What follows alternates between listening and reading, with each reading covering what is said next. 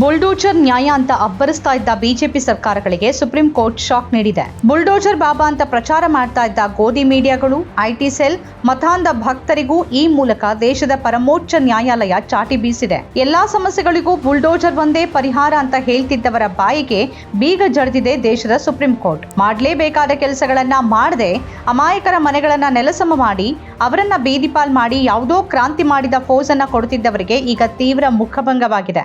ರಾಜ್ಯಗಳ ಚುನಾವಣೆ ಇರುವಾಗ ತನಗಾಗದವರ ಮನೆಗಳನ್ನ ನೆಲಸಮಗೊಳಿಸುವ ಮೂಲಕ ಓಟಿನ ರಾಜಕಾರಣ ಮಾಡುವ ಬಿಜೆಪಿ ತಂತ್ರಕ್ಕೆ ಈಗ ದೊಡ್ಡ ತಡೆ ಬಿದ್ದಂತಾಗಿದೆ. ಬುಲ್ಡೋಜರ್ ಕಾರ್ಯಾಚರಣೆ ನಿಲ್ಲಿಸಿದ್ರೆ ಆಕಾಶವೇನು ತಲೆ ಮೇಲೆ ಬೀಳುವುದಿಲ್ಲ ಅಂತ ಹೇಳುವ ಮೂಲಕ ನ್ಯಾಯಾಲಯ ಸರಿಯಾಗಿ ಮೊಟಕಿದೆ. ಅಕ್ಟೋಬರ್ 1ರವರೆಗೆ ಅನಧಿಕೃತ ಬುಲ್ಡೋಜರ್ ಕಾರ್ಯಾಚರಣೆಗೆ ಸುಪ್ರೀಂ ಕೋರ್ಟ್ ತಡೆ ನೀಡಿದೆ. ಇದೇ ವೇಳೆ ಸಾರ್ವಜನಿಕ ರಸ್ತೆಗಳು, ಫುಟ್ಪಾತ್ಗಳಲ್ಲಿನ ಯಾವುದೇ ಅನಧಿಕೃತ ನಿರ್ಮಾಣಕ್ಕೆ ಈ ಆದೇಶ ಅನ್ವಯಿಸುವುದಿಲ್ಲ ಅಂತ ಸುಪ್ರೀಂ ಕೋರ್ಟ್ ಹೇಳಿದೆ. ದೇಶಾದ್ಯಂತ ಖಾಸಗಿ ಕಂಪನಿಗಳ ವಿರುದ್ಧದ ಅನಧಿಕೃತ ಬುಲ್ಡೋಜರ್ ಕಾರ್ಯಾಚರಣೆಗೆ ಅಕ್ಟೋಬರ್ 1ರವರೆಗೆ ಸುಪ್ರೀಂ ಕೋರ್ಟ್ ಮಂಗಳವಾರ ತಡೆ ನೀಡಿದೆ. ಈಗಾಗಲೇ ನಿಗದಿಯಾಗಿರುವ ಕಾರ್ಯಾಚರಣೆ ಮೇಲೆ ಈ ಆದೇಶ ಪರಿಣಾಮ ಬೀರಬಹುದು ಅನ್ನೋ ಸರ್ಕಾರದ ವಾದವನ್ನ ನ್ಯಾಯಾಲಯ ತಳ್ಳಿ ಹಾಕಿದೆ. ಮುಂದಿನ ವಿಚಾರಣೆವರೆಗೂ ಕಾರ್ಯಾಚರಣೆ ನಿಲ್ಲಿಸಿದ್ರೆ ಆಕಾಶವೇನು ಕಳಚಿ ಬೀಳೋದಿಲ್ಲ ಅಂತ ನ್ಯಾಯಮೂರ್ತಿಗಳಾದ ಬಿಆರ್ ಗವಾಯಿ ಮತ್ತು ಕೆವಿ ವಿಶ್ವನಾಥನ್ ಅವರ ಪೀಠ ಹೇಳಿದೆ. ಹೀಗೆ ಪ್ರಾಧಿಕಾರಗಳ ಅಧಿಕಾರವನ್ನ ಮೊಟಕುಗೊಳಿಸುವಂತಿಲ್ಲ ಅಂತ ಸಾಲಿಸಿಟರ್ ಜನರಲ್ ತುಷಾರ್ ಮೆಹ್ತಾ ಆಕ್ಷೇಪ ವ್ಯಕ್ತಪಡಿಸಿದ್ದಕ್ಕೆ ಏನೂ ಆಗೋದಿಲ್ಲ, 15 ದಿನ ಕಾಯ್ದೆ ಅಂತ ಸ್ಪಷ್ಟವಾಗಿ ಸುಪ್ರೀಂ ಕೋರ್ಟ್ ಹೇಳಿದೆ.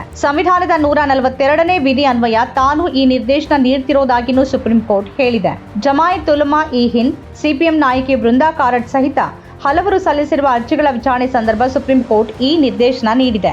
ಆದರೆ ತನ್ನ ಈ ಆದೇಶ ಸಾರ್ವಜನಿಕ ರಸ್ತೆಗಳು, ಫುಟ್ಪಾತ್ಗಳಲ್ಲಿನ ಯಾವುದೇ ಅನಧಿಕೃತ ನಿರ್ಮಾಣಕ್ಕೆ ಅನ್ವಯಿಸೋದಿಲ್ಲ ಅಂತ ನ್ಯಾಯಾಲಯ ಹೇಳಿದೆ. ಮುಂದಿನ ವಿಚಾರಣೆಯ ದಿನಾಂಕದವರೆಗೆ ತನ್ನ ಅನುಮತಿ ಪಡೆಯದೆ ಯಾವುದೇ ನೆಲಸಮ ಕಾರ್ಯಾಚರಣೆ ಮಾಡಬಾರದು ಅಂತ ಸುಪ್ರೀಂ ಕೋರ್ಟ್ ಸೂಚಿಸಿದೆ. ಬುಲ್ಡೋಜರ್ ನ್ಯಾಯ ಪ್ರಶ್ನಿಸುವ ಅರ್ಜಿಗಳ ಸರಣಿಯನ್ನ ವಿಚಾರಣೆಗೆ ಕೈಗೆತ್ತಿಕೊಂಡಿದ್ದ ನ್ಯಾಯಾಲಯ ಆರೋಪಿಗಳ ಮನೆಗಳನ್ನ ಗುರಿಯಾಗಿಸಿಕೊಂಡು ಅಧಿಕಾರಿಗಳು ನಡೆಸಿದ ನೆಲಸಮ ಕಾರ್ಯಾಚರಣೆಯನ್ನ ಉಲ್ಲೇಖಿಸಿ ಈ ಆದೇಶ ನೀಡಲಾಗಿದೆ. ವಿವಿಧ ರಾಜ್ಯ ಸರ್ಕಾರಗಳು ನಡೆಸಿದ ಬುಲ್ಡೋಜರ್ ಕಾರ್ಯಾಚರಣೆಯನ್ನ ಈಗಾಗಲೇ ಖಂಡಿಸಿರುವ ಸುಪ್ರೀಂ ಕೋರ್ಟ್ ಇದೀಗ ಅಂತಹ ಕ್ರಮಗಳನ್ನ ಭಾರೀ ದೊಡ್ಡದೆಂಬಂತೆ ನಡೆಸೋದರ ವಿರುದ್ಧ ಸರ್ಕಾರಕ್ಕೆ ಕಠಿಣ ಎಚ್ಚರಿಕೆ ನೀಡಿದೆ. ಈ ನ್ಯಾಯಾಲಯದಿಂದ ಸ್ಪಷ್ಟ ಅನುಮತಿ ಪಡೆಯದೆ ಮುಂದಿನ ಸೂಚನೆ ಬರೋವರೆಗೆ ನೆಲಸಮ ಕಾರ್ಯಾಚರಣೆಗೆ ಅವಕಾಶವಿಲ್ಲ ಅಂತ ಆದೇಶಿಸಿರುವ ನ್ಯಾಯಾಲಯ ಚುನಾವಣಾ ಆಯೋಗವನ್ನು ಈ ವಿಚಾರವಾಗಿ ಕರೆಸುವ ಸಾಧ್ಯತೆ ಬಗ್ಗೆ ಎಚ್ಚರಿಸಿದೆ. ಚುನಾವಣಾ ಆಯೋಗದ ಉಲ್ಲೇಖವನ್ನ ಸುಪ್ರೀಂ ಕೋರ್ಟ್ ತಂದಿರೋದು ಜಮ್ಮು ಕಾಶ್ಮೀರ ಮತ್ತು ಹರಿಯಾಣದಲ್ಲಿ ನಡೆಯಲಿರುವ ಚುನಾವಣೆಯಲ್ಲಿ ಬಿಜೆಪಿ ತನ್ನ ಗೆಲುವಿಗಾಗಿ ಯತ್ನಿಸುತ್ತಿರುವ ಹಿನ್ನೆಲೆಯಲ್ಲಿ ಮಹತ್ವ ಪಡೆದಿದೆ.